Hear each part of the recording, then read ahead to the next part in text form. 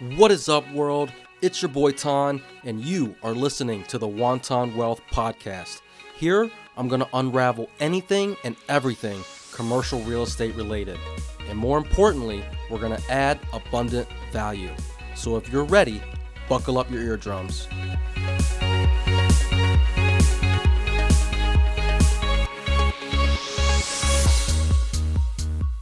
In the real estate world, we have a lease that binds a landlord and a tenant together. But no one ever asks if you're able to actually break out of a lease. So if you are the landlord and your tenant just pretty much out of the blue wants to call it quits on a lease, what the hell actually happens? I have the perfect answer for you. It depends. Don't you just love when people tell you that? Like every time I hear that, I'm just like, God damn it, why can't you just give me a straight up answer? But I have to be that guy today because that is the best answer that I have for you.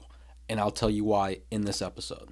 So at first you're probably thinking, it should be pretty straightforward, right? The tenants just can't break a lease. Well, in the real world, it's like kind of like opening a box of chocolates. You never really know what you're going to get.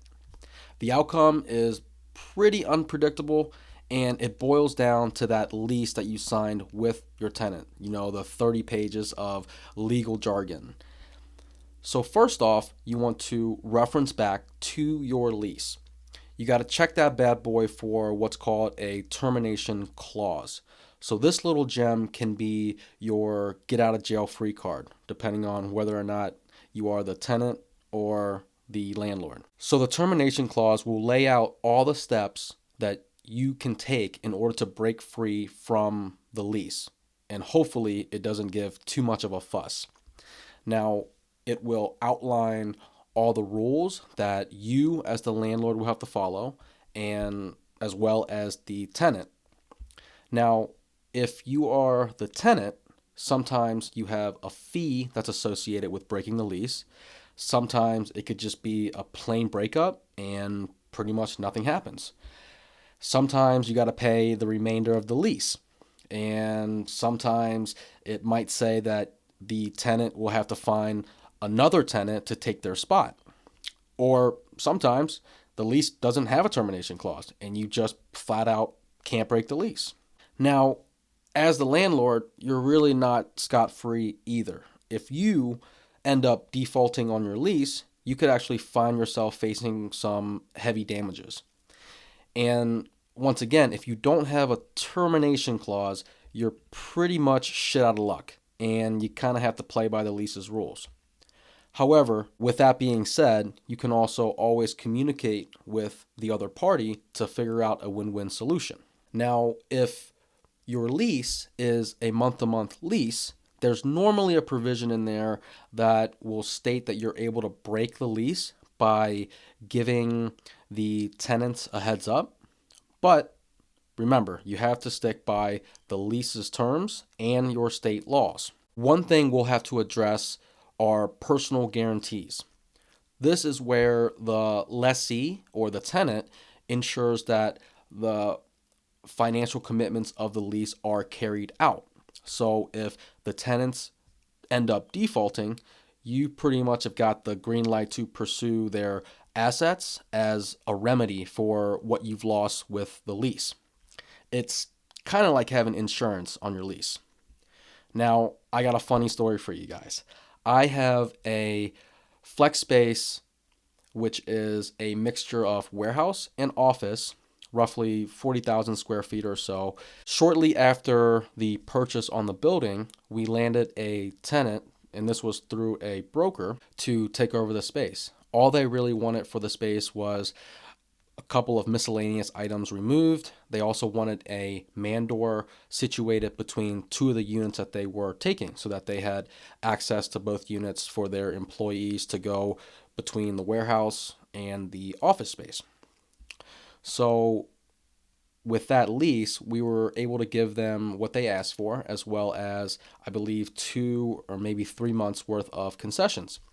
They added a ton of value to the space, painted up everything, changed the flooring, and we thought they were happy. They were in there operating for a few months and even mentioned that they were doing very well. They were signing a bigger deal and they needed more space, and we were super happy for them.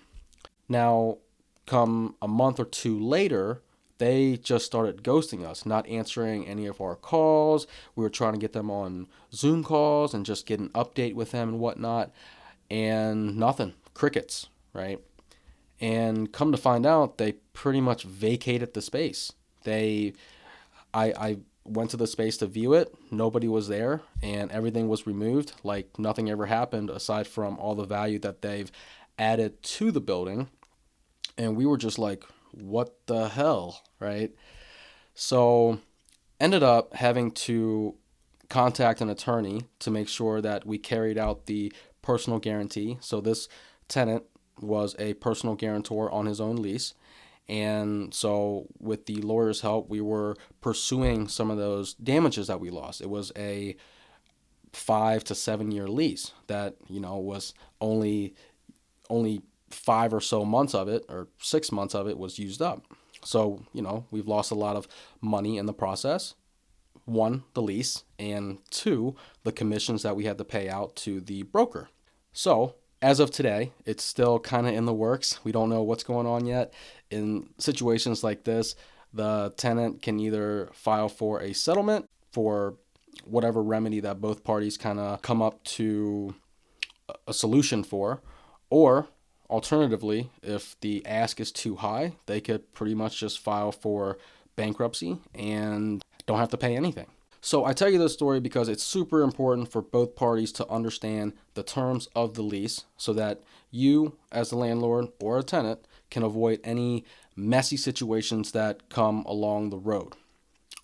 So my question to you is, what is the key to a smooth breakup when it comes to leases? The answer is communication. Build that relationship with your tenant, build the rapport, talk to them, And this reminds me of my partner and friend, Dan Guerin. He is a talk. This guy is the man to talk to.